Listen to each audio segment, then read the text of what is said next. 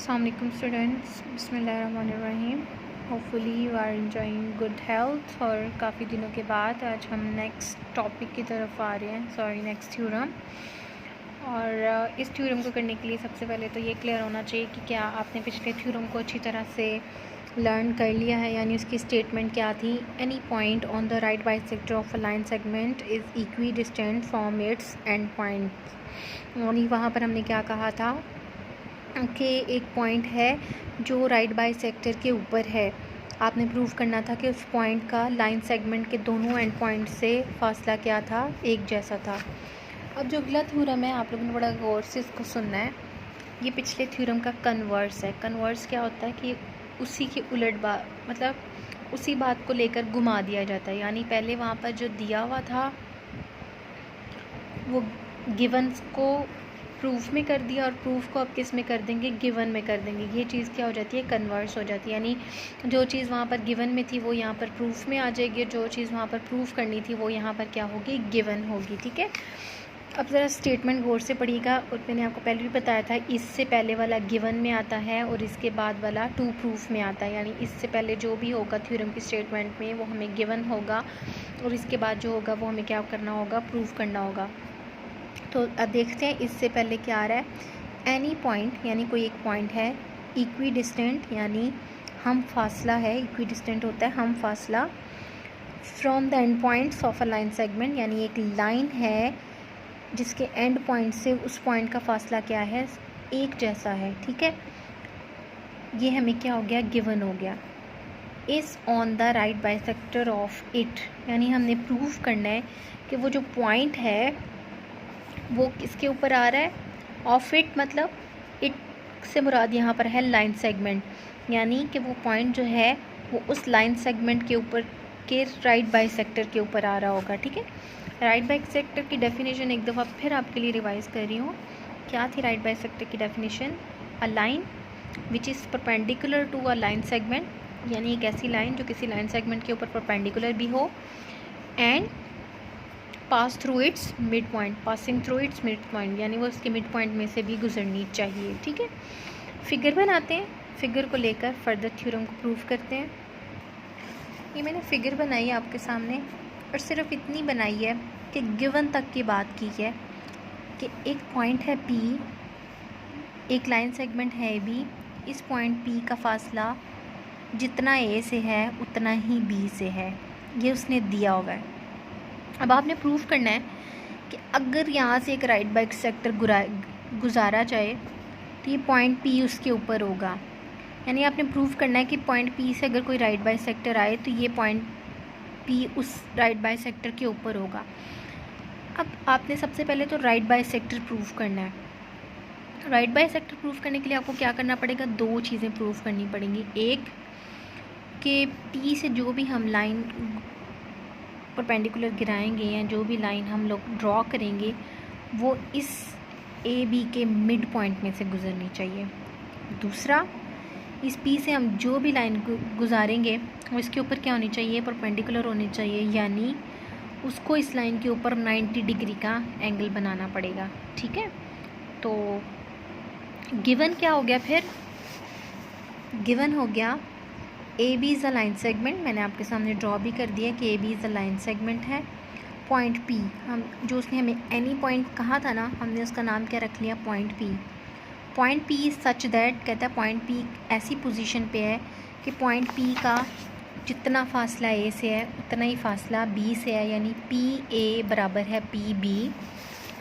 और ये लाइंस इनके ऊपर लगाना ज़रूरी है, ये इस बात को शो करती हैं कि एक लाइन सेगमेंट है जो P से शुरू हो रहा है और A के ऊपर जाकर क्या हो रहा है, ख़त्म हो रहा है। ठीक है, that PA is equals to PB। ठीक है, ये हमने गिवन को लिख दिया यहाँ पर इस स्टेटमेंट को लेकर। प्रूफ क्या करना है कि ये जो पॉइंट P हमने लिया है ये on the right bisector of it, यानी हमने लाइन सेगमेंट का नाम अब क्या रख लिया है, AB, और पॉइंट का नाम क्या रख लिया है, P। यानी हमने प्रूफ करना है कि point P is on the right bisector of AB, क्योंकि इट का मतलब यहाँ पर लाइन सेगमेंट था, लाइन सेगमेंट का नाम हमने क्या रखा है, AB, और एनी पॉइंट का नाम हमने क्या रख लिया, पी। यानी अब हमने प्रूव करना है कि जो पॉइंट पी है वो ए बी के राइट बाइसेक्टर के ऊपर आ रहा है। ठीक हो गया। कंस्ट्रक्शन वो थी जो हम खुद फिगर के साथ छेड़छाड़ करते हैं। तो वो छेड़छाड़ क्या है? वो छेड़छाड़ ये थी कि हमने एक पॉइंट सी लिया जो ए बी का क्या है, मिड पॉइंट है। उस पॉइंट सी को हमने क्या कहा कि ए बी का मिड पॉइंट है, यानी ए बी को 2 इक्वल पार्ट्स में क्या कर रहा है, डिवाइड कर रहा है। जितना सी का फासला ए से है उतना ही फासला सी का बी से है। ठीक है। तो हमने कंस्ट्रक्शन में क्या लिखा कि हमने ज्वाइन कर दिया पी को किसके साथ, सी के साथ। और सी क्या है, mid point of A B. C क्या है, mid point of A B. यही आपके पास लिखा हुआ है, join P to C mid point of A B. हमने पी को सी से ज्वाइन कर दिया जो ए बी का क्या था, मिड पॉइंट था। ठीक है गर्ल्स, आप फिगर को देखो गौर से। आपके पास ये 2 क्लियर कट ट्राइंगल्स नज़र आ रही हैं। एक ट्राइंगल है ए सी पी और दूसरी ट्राइंगल है बी सी पी। ठीक है। फिर मैंने क्या कहा था कि आप इनकी कोई सी 3 चीज़ों को एक दूसरे के इक्वल प्रूफ कर दो तो ये पूरी की पूरी ये दोनों ट्राइंगल्स क्या हो जाती हैं, कॉन्ग्रुएंट हो जाती हैं, यानी ये दोनों एक दूसरे के जैसे हो सकती हैं। फिर हम इसके तमाम एंगल्स को इसके तमाम एंगल्स के इक्वल कह सकते हैं और इसकी तमाम साइड्स को इसकी तमाम, यानी इनकी आपस में साइड्स भी इक्वल हो जाएंगे और इनके आपस में एंगल्स भी इक्वल हो जाएंगे। तो हम इनका कंपैरिजन करेंगे। यहाँ पर लिखेंगे हम स्टेटमेंट्स एंड रीजंस। सबसे पहले हम क्या किसकी करिस्पॉन्डेंस चेक कर रहे हैं, ट्राइंगल का साइन बनाया, ट्राइंगल ए सी पी की हम करिस्पॉन्डेंस चेक कर रहे हैं किसके साथ, ट्राइंगल बी सी पी के साथ। ठीक है। चलें जी, सबसे पहले तो हमें गिवन में पता था कि ये इस ट्राइंगल की जो साइड पी ए है वो इस ट्राइंगल की साइड पी बी के बराबर है। क्यों? क्योंकि हमें गिवन में दिया गया, यानी ये वाली साइड इस ट्राइंगल की भी करिस्पॉन्डिंग साइड जो ये दोनों आपस में क्या है, इक्वल है। तो हम यहाँ पर क्या लिखेंगे, P A is equals to P B. और यहाँ पर क्या लिखा, गिवन, क्योंकि ये चीज़ हमें कहाँ पर गिवन थी, कहाँ पर दी गई है, गिवन में। ठीक है। उसके बाद अब ये जो पी सी है ये इस ट्राइंगल की भी का भी हिस्सा है और इस ट्राइंगल का भी हिस्सा है। यानी अगर इस पी सी को देखा जाए तो इस ट्राइंगल की भी साइड बन रही है और इस ट्राइंगल की भी साइड बन रही है। ठीक है। तो P C is equals to क्या हुआ, पी सी के। तो P C is equals to P C और इसको हम क्या कह सकते हैं कि ये क्या है, कॉमन है। दूसरा, अब हमने सी को क्या कहा था, मिड पॉइंट, यानी सी जो है वो ए बी को 2 इक्वल पार्ट्स में डिवाइड कर देता है। सी का जितना फासला ए से है सी का उतना ही फासला बी से है। ठीक है। तो मैं कह सकती हूँ that A C is equals to B C, क्योंकि जितना ये डिस्टेंस बन रहा है उतना ही ये बन रहा है और इसकी भी बेस की बात हो रही है और इसकी भी क्या हो रही है, बेस की बात। तो ए सी किसके इक्वल हो गया, बी सी के। और ये पॉइंट हमने कहाँ पर लिया था, कंस्ट्रक्शन में लिया था। ये सी हमने कहाँ पर जनरेट किया था, कंस्ट्रक्शन में। तो यहाँ पर हमने लिखा A C is equals to B C, यहाँ पर क्या, कंस्ट्रक्शन, क्योंकि ये पॉइंट सी हमें कहाँ मिला था, कंस्ट्रक्शन में। अब मैंने क्या कहा था, कॉन्ग्रुएंसी प्रूव करने के लिए आप कोई सी 3 चीज़ों को प्रूव कर दें एक दूसरे के इक्वल। एक ट्राइंगल की 3 चीज़ों को दूसरी ट्राइंगल की 3 चीज़ों से करिस्पॉन्डिंग 3 साइड्स या एंगल्स के इक्वल प्रूफ कर दें तो वो क्या हो जाती हैं, कॉन्ग्रुएंट। अब इसमें आपने क्या किया है कि आपने तीनों साइड्स प्रूव किए हैं। ये भी एक साइड है, ये भी एक साइड है और ये भी एक क्या है, साइड है। अब एक ट्राइंगल की तीनों साइडें दूसरी ट्राइंगल की करिस्पॉन्डिंग साइड्स के क्या हो गई हैं, इक्वल हो गई हैं। तो हम कह सकते हैं कि ये दोनों ट्राइंगल्स क्या हैं, कॉन्ग्रुएंट है। यानी हम लिख सकते हैं that triangle A C P किसके इक्वल है, ट्राइंगल बी सी पी के। तो हम यहाँ पर यही लिखेंगे, triangle A C P is equal हुई ट्राइंगल बी सी पी के। और यहाँ पर ट्रिपल एस क्यों लिखा, क्योंकि हमने एक ट्राइंगल की तीनों साइड्स को दूसरी ट्राइंगल की तीनों साइड्स के इक्वल प्रूफ किया है, इसलिए यहाँ पर क्या आ गया, ट्रिपल एस, या इसको ये कह सकते हैं एस डॉट एस पास्चुलेट। ठीक हो गया। अब हमने जब 2 ट्राइंगल्स की कॉन्ग्रुएंसी प्रूफ कर दी है, अब हमें इससे क्या बेनिफिट होगा, क्या फ़ायदा हुआ है कि अब इस ट्राइंगल के तमाम एंगल्स एंड साइड दूसरी वाली ट्राइंगल की करिस्पॉन्डिंग साइड्स एंड एंगल्स के क्या हो गई है, इक्वल हो गई है। ठीक है। अब ये जो यहाँ पर एंगल बन रहा है, ये वाला एंगल इस एंगल के इक्वल होगा, जो यहाँ पर बन रहा है वो इस एंगल के इक्वल होगा और जो यहाँ पर एंगल बन रहा है वो इस एंगल के इक्वल होगा। तो हम क्या लिखेंगे एंगल का साइन आपने कल भी पढ़ा था, ये होता है आपके पास एंगल का साइन। अब आपने करने क्या वाले हैं, आपने ना ये जो इस पॉइंट पे एंगल बन रहा है, आप इस पॉइंट पे, ठीक है, आप कहने वाले हैं कि ये जो है एंगल ए सी पी, क्या कहने वाले हैं कि ये वाला एंगल जो ए सी पी है, एंगल ए सी पी यानी पॉइंट सी पे जो एंगल बन रहा है वो इस तरह, इस ट्रायंगल में भी एंगल बी सी पी के यानी इस तरफ जो इस ट्रायंगल का एंगल बन रहा है एंगल बी सी पी, ये दोनों क्या है, इक्वल है। ये बात आप क्यों कह सकते हैं, क्योंकि ये दोनों ट्रायंगल्स क्या हैं, कॉन्ग्रुएंट हैं। तो इसके एंगल्स एंगल्स के इक्वल हो गए और इसकी साइड्स की इक्वल हो गई। तो आपने इसकी रीज़न भी यही लिखनी है, corresponding angles of the congruent triangles की बात आपने कैसे लिखी है कि आपने कोरिस्पॉन्डिंग एंगल्स लिए हैं। जैसे लास्ट टाइम हमने क्या ली थी, साइड्स ली थी, हमने क्या लिखा था, कोरिस्पॉन्डिंग साइड्स, ठीक है। तो यहाँ पर भी आपने कहना है corresponding angles of a triangle. लेकिन यहाँ पर ये कह के बात ख़त्म नहीं हो जानी, हमने प्रूफ करना है कि ये क्या है, राइट बाइसेक्टर है। एक चीज़ तो हमने प्रूफ कर दी है कि ये सी जो है इसका क्या है, मिड पॉइंट है। राइट बाइसेक्टर के लिए दो चीज़ें प्रूव करनी है, एक तो मिड पॉइंट होना, वो जो लाइन है वो मिड पॉइंट में से गुजरनी चाहिए, दूसरा वो लाइन क्या होनी चाहिए, परपेंडिकुलर होनी चाहिए, यानी उसका इस तरफ भी ना, उसका कितने का एंगल बनना चाहिए, 90 डिग्री का। अभी हमने प्रूफ करना है कि ये एंगल और ये एंगल, ये दोनों एंगल जो हैं वो 90 डिग्री के हैं, ठीक है। अच्छा, एक मेरी बात, अगर आप 8th क्लास में भी पढ़ी हुई है, आपको पता होना चाहिए कि, सॉरी इतनी गंदी लाइन बनाई है मैंने, एक लाइन के अगर एंगल की बात की जाए तो उसको कहते हैं स्ट्रेट एंगल। क्या बोलते हैं, स्ट्रेट एंगल। और ये भी सबको पता होगा कि स्ट्रेट एंगल किसके इक्वल होता है, 180 डिग्री के इक्वल होता है। किसके इक्वल होता है, 180 डिग्री के। अब अगर ये पूरी लाइन ले ली जाए और इस पूरे एंगल की बात की जाए तो ये कितने का होगा, 180 डिग्री। यानी अगर मैं एंगल ए सी पी को प्लस कर दूं एंगल बी सी पी में, यानी इस तरफ का एंगल और इस तरफ का एंगल अगर इनको प्लस कर दिया जाए तो ये एक स्ट्रेट एंगल बन गया, और वो मुझे पता है कितने का होता है, 180 डिग्री का। किसका होता है, 180 डिग्री का।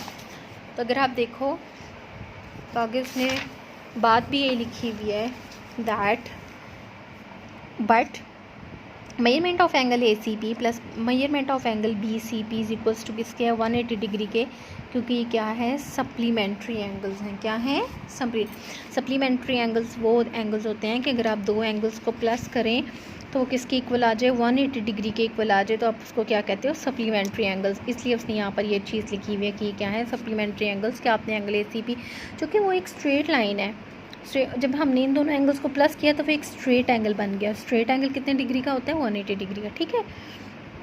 अच्छा जी, अब आपको पता है, फॉर एग्जांपल मेरे पास 4 हो तो मैं इसको 2 पे डिवाइड कर दूँ, 2 1 2 2 2 4, तो वो किसके इक्वल आ गया, 2 के, ठीक है। अब आप कह रहे हो कि angle A C P plus angle B C P किसके इक्वल है, 180 डिग्री के। तो आपको पता है ये दोनों एंगल्स क्या है, सेम है, क्योंकि आपने यहाँ पर कहा था कि ये वाला एंगल इस एंगल के क्या है, इक्वल है। तो इसका मतलब है एक एंगल ये और एक एंगल ये दोनों क्या हो गए, सेम। तो अगर आप इस एंगल को 2 पे डिवाइड कर दो, 180 डिग्री को 2 पे डिवाइड कर दो, तो किसकी इक्वल आ गया, 90 डिग्री के। क्योंकि इन दोनों को प्लस करके आपके पास क्या आ रहा है, 180 डिग्री। और ये दोनों एंगल आप खुद कह रहे हो कि ये दोनों एंगल क्या हैं, इक्वल हैं। यानी आप चाहें तो एंगल बी सी पी की जगह एंगल ए सी पी लिख सकते हैं, और आप चाहें एंगल ए सी पी की जगह क्या लिख सकते हैं, एंगल बी सी पी, ठीक है। तो एक ये और एक ये मिलकर कितने बन गए, 2 को जब 180 डिग्री पर डिवाइड किया तो वो कितना आ गया ना, यानी इनमें से हर एक एंगल कितने डिग्री का है, 90 डिग्री का। यानी एंगल ए सी पी भी कितने डिग्री का है, 90 डिग्री का, और एंगल बी सी पी भी कितने का है, 90 डिग्री का। और यही चीज़ आपने यहाँ पर लिखी, एंगल ए सी, जो कि आपने खुद कहा था measurement of angle A C P बराबर है measurement of angle B C P के, तो वो किसके बराबर हुई, 90 डिग्री के। फ्रॉम 1 and 2 को उसने कैसे यूटिलाइज़ किया है कि आपने यहाँ पर क्या कहा था कि एंगल ए सी पी किसके बराबर है, एंगल बी सी पी के। यानी आप चाहें एंगल ए सी पी की जगह एंगल बी सी पी लगा दें, और चाहें एंगल बी सी पी की जगह यहाँ पर एंगल ए सी पी लगा दें।